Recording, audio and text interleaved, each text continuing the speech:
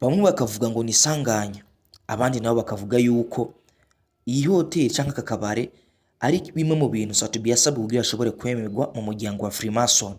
Muribuka neza kano karuga tukamenye twakamenye ku kuntu Satubi yakamamaje avuga yuko ari akabare kameze nk'indege, niko kari kameze, kari akabare keza cane kari mu gisagara ca Bujumbura.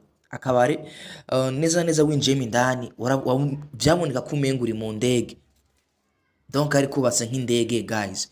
Ariko uno munsi kuno munsi niho kafatwa n'umuriro, batashuye kumenya ico wavuyeko, ndetse hakaba harimo hava amajambo amwe avuga yuko Satubi yiba yifisemo uruhara ku kuntu mwibutse ivyavuzwe ku mbuga yuko baje muri Freemason, ndetse murazi ko Freemason bakunze gutanga ibimazi, bakunze gusaba ibintu runaka kugira ngo ushobore gushika kuvyo wabasavye.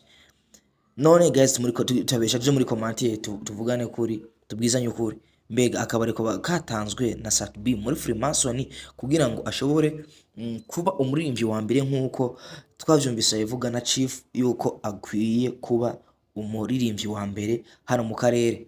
So guys, tuje muri commentaire rero cyako tuvyemeza kumwe canke tuvuga kumwe ko Satubi yo bari we yatanze ino hotel nk'ikimazi mu muryango wa Freemason.